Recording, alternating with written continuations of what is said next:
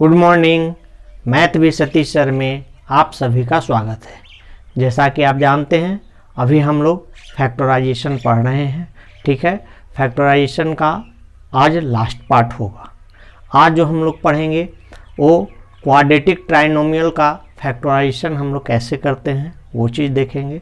इसके पहले जो हम लोग देखे वो क्या देखे, इसके पहले जो हम लोग देखे वो आइडेंटिटीज पर था, अलजेब्रिक आइडेंटिटीज पर था। पिछले वीडियो जो हम आपको बताए, आज जो हम लोग पढ़ेंगे वो क्वाड्रेटिक ट्राइनोमियल का फैक्टराइजेशन पढ़ेंगे। ठीक है दोस्तों, वीडियो को शुरू से अंत तक देखें और अगर आपको वीडियो पसंद आए तो चैनल को सब्सक्राइब करें। ठीक है, और अगर आपको कोई परेशानी हो तो कमेंट जरूर किया करें। ठीक है दोस्तों, तो चलिए आइए आज हम लोग देखते हैं। पहले उसका हम बेसिक समझाते हैं। फैक्टराइजेशन क्या बोले, ट्राइनोमियल कैसे रहेगा।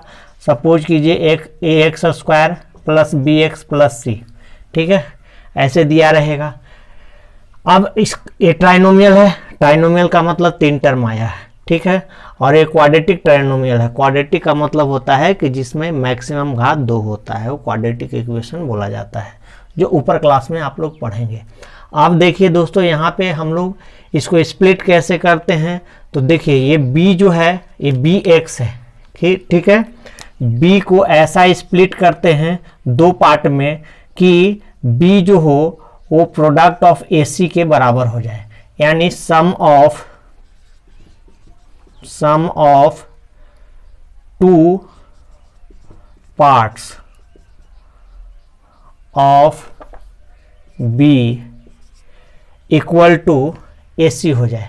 यानी इस b को इस रूप में हम लोग स्प्लिट करते हैं, तोड़ते हैं। ठीक है, कि उन दोनों पार्ट का सम जो हो वो b हो जाए और उसका जो प्रोडक्ट हो वो किसके बराबर हो, AC के बराबर हो। ठीक है दोस्तों, तो इसी पर बेस्ड आज हम लोग सारे क्वेश्चन करेंगे। ठीक है, और ये फैक्टराइजेशन का लास्ट वीडियो होगा दोस्तों। ठीक है, तो क्या बोले कि यहाँ जो भी हम लोग करेंगे क्वाड्रेटिक ट्राइनोमियल का फैक्टराइजेशन करेंगे।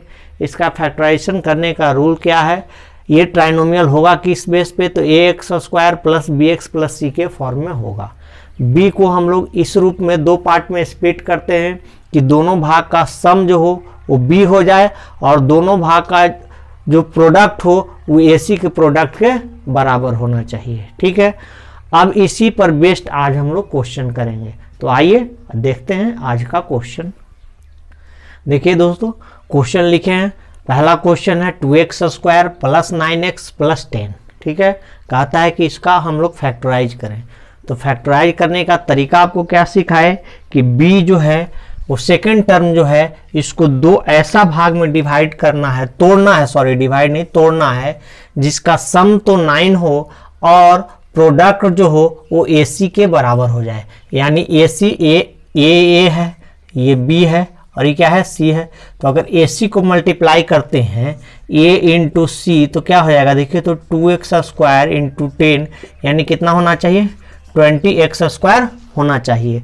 तो 9x को हम लोग इस रूप में तोड़ेंगे कि अगर दोनों को ऐड करें तो 9x आ जाना चाहिए और दोनों फैक्टर को अगर हम लोग मल्टीप्लाई करें, दोनों पार्ट को मल्टीप्लाई करें तो वो 20x स्क्वायर के बराबर हो जाना चाहिए।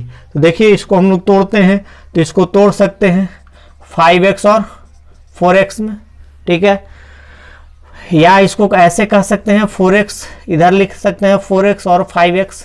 4x और 5x को ऐड करेंगे तो 9x आ जाएगा और 4x को अगर 5x से हम लोग मल्टीप्लाई करते हैं तो कितना आ जाएगा, 4 5 20 और x इंटू x स्क्वायर यानी 20x स्क्वायर आ जाएगा।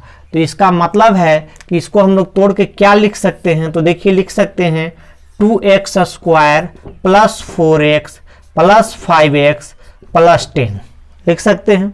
ठीक है, अब दोस्तों इन दोनों में से कॉमन लीजिए और इन दोनों में से कॉमन लीजिए। देखिए इन दोनों में से हम लोग क्या कॉमन निकाल सकते हैं, तो 2x कॉमन निकाल सकते हैं। अंदर क्या बचेगा, x प्लस 2 बचेगा। इन दोनों में से क्या कॉमन निकाल सकते हैं, तो देखिए हम लोग 5 कॉमन निकाल सकते हैं। ठीक है, फिर क्या बचेगा, x प्लस 2 बचेगा। यानी जो फैक्टर यहाँ, जो टर्म यहाँ पे आ रहा है सेम टर्म यहाँ पर भी आना चाहिए।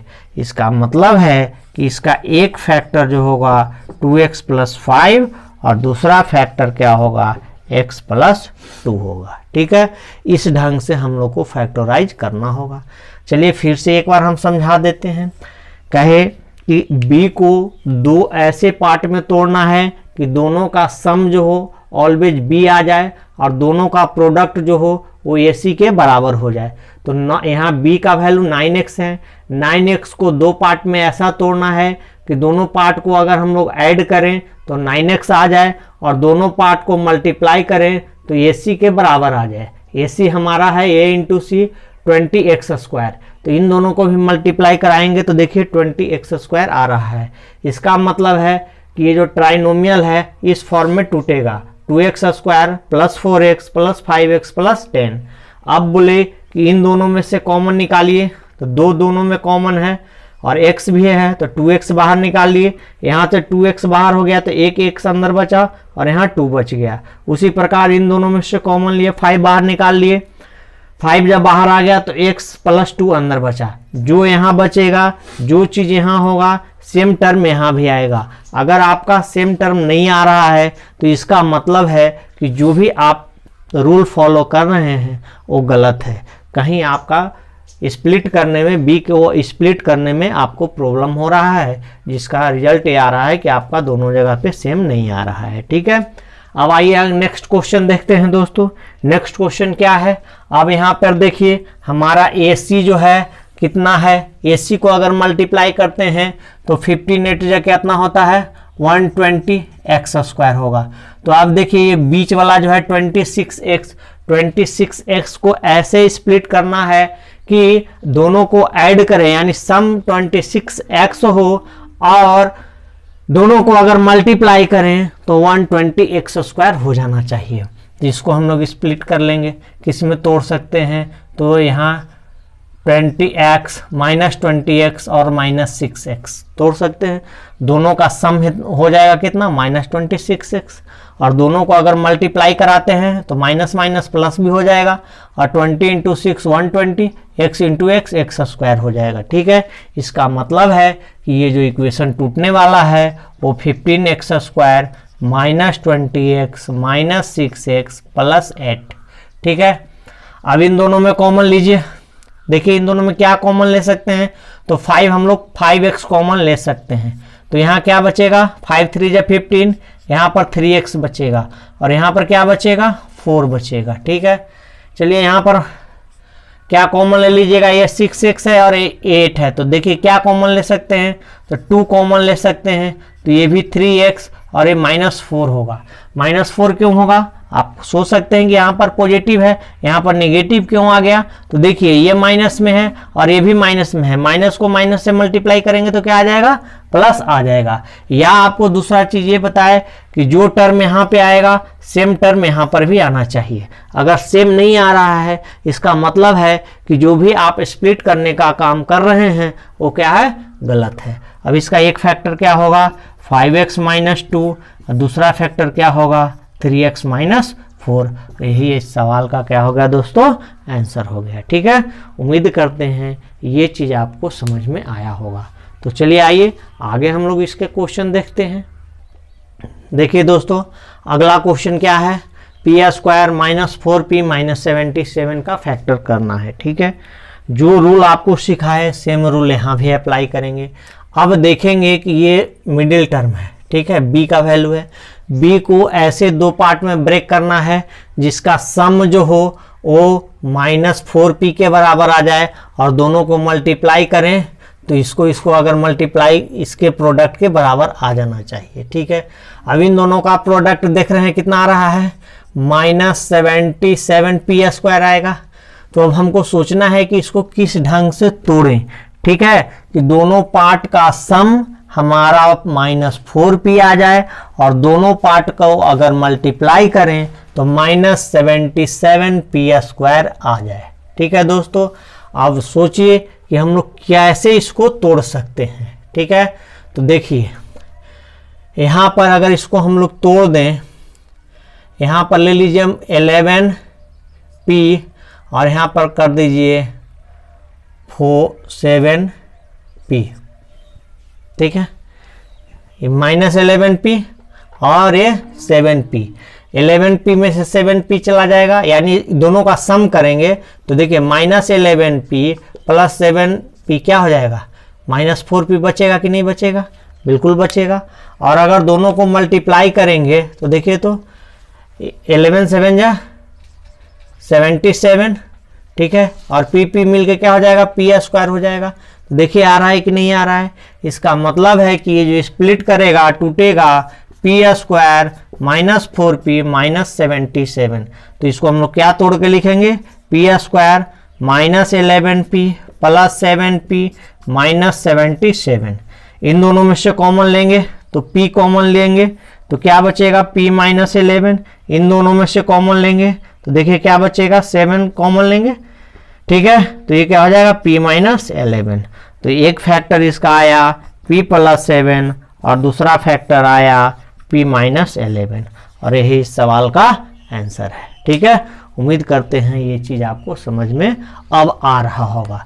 चलिए उसी प्रकार इस क्वेश्चन को स्प्लिट करते हैं। यहाँ पर देख लीजिए ये क्या है, ये दोनों का प्रोडक्ट कितना आ रहा है, तो देखिए ये प्रोडक्ट आ रहा है -60p², ठीक है। अब इस 11p को इस रूप में तोड़ें कि दोनों भाग को अगर ऐड करें, यानी सम, दोनों भाग का सम जो हो वो 11p के बराबर हो और प्रोडक्ट जो हो वो -60p² के बराबर हो।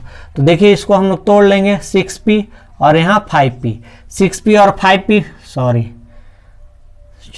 6p और 5p में नहीं टूटेगा,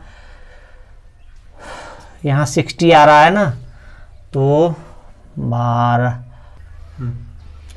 अभी ये टूटेगा 15p और ये -4p में, 15p में से 4p चला जाएगा, 11p बच जाएगा, और 15p को -4p से मल्टीप्लाई करेंगे तो -60p² आ जाएगा।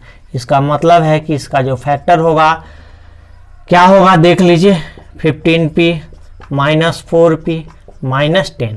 अब इन दोनों में से कॉमन लेंगे तो देखिए कॉमन क्या निकल रहा है, तो 3p बाहर ले लेते हैं, अंदर क्या बचेगा 2p और +5 बचेगा। इनमें से क्या कॉमन लेंगे, 2 कॉमन ले सकते हैं, तो ये हो गया 2p और ये +5 हो जाएगा। प्लस क्यों होगा, क्योंकि प्लस माइनस को मल्टीप्लाई करेंगे तो -10 आना चाहिए। इसका मतलब है कि इसका एक फैक्टर 3p - 2 होगा और दूसरा फैक्टर 2p + 5 होगा, और यही इस सवाल का आंसर है। उम्मीद करते हैं ये चीज़ आपको अच्छा से समझ में आ रहा होगा, ठीक है। तो आइए कुछ और क्वेश्चन हम लोग देख लेते हैं। देखिए दोस्तों, अगला क्वेश्चन कह रहा है कि z² + 19z -150। अब इसका फैक्टराइज करना है, नियम सेम, क्या प्रोसेस बताए, इन दोनों का प्रोडक्ट -150 z² आ रहा है। अब इसको इस रूप में तोड़िए कि ऐड करें तो 19z आ जाए और प्रोडक्ट आ जाए 150 के बराबर। तो चलिए आइए तोड़ते हैं, z² + 25z -6z -150, ठीक है। देखिए 25z और 6z को ऐड करेंगे तो 19z आ जाएगा, क्योंकि ये पॉजिटिव है और ये निगेटिव है, और दोनों को मल्टीप्लाई करेंगे तो 150z² के बराबर आ जाएगा, ठीक है। अब यहाँ से चलिए कॉमन ले लीजिए, ठीक है, या इसको अगर ऐसे सीधा करना चाहते हैं तो एक लाइन और सीधा कर लीजिए, आपको सुविधा होगी कॉमन लेने में। 25z -150, इन दोनों में कॉमन z हो गया तो यहाँ पर z -6 बचा, इन दोनों में कॉमन 25 ले लीजिए, यहाँ भी z -25 × 150, ठीक है। यानी इसका एक फैक्टर हो गया z + 25 और दूसरा फैक्टर हो गया z -6, ठीक है दोस्तों। चलिए आइए नेक्स्ट क्वेश्चन हम लोग देखते हैं। यहाँ भी है, क्या है, यह है y² + y -72। इसको ऐसा तोड़िए ताकि सम जो हो वो y के बराबर हो और प्रोडक्ट जो हो -72y के स्क्वायर के बराबर हो। तो चलिए आइए तोड़ते हैं, y² + 9z -8z -72। देखिए 9z और +9z और -8z को अगर हम लोग सम करेंगे तो z बचेगा, और इन दोनों को मल्टीप्लाई करेंगे तो -70y² के बराबर, यहाँ पर y है 9y -8y। अब देखिए यहाँ से कॉमन लीजिए तो कॉमन ले लेंगे y, तो ये बचेगा y प्लस 9, और इन दोनों में से कॉमन लीजिए तो -8 कॉमन ले लीजिए, ये भी बचेगा y और प्लस 9। तो इसका एक फैक्टर हो गया y माइनस 8 और दूसरा फैक्टर हो गया y प्लस 9। ठीक है, यही इस सवाल का आंसर है। उम्मीद करते हैं ये चीज़ आपको अच्छा से समझ में आ गया होगा। ठीक है, आप घर में इस चैप्टर को पलट के पूरा एक्सरसाइज बना डालिए। ठीक है, आपका कंसेप्ट बिल्कुल क्लियर हो जाएगा। अब हम लोग इसके अगले वीडियो में नया टॉपिक पढ़ेंगे। ठीक है, तब तक के लिए ओके, थैंक यू।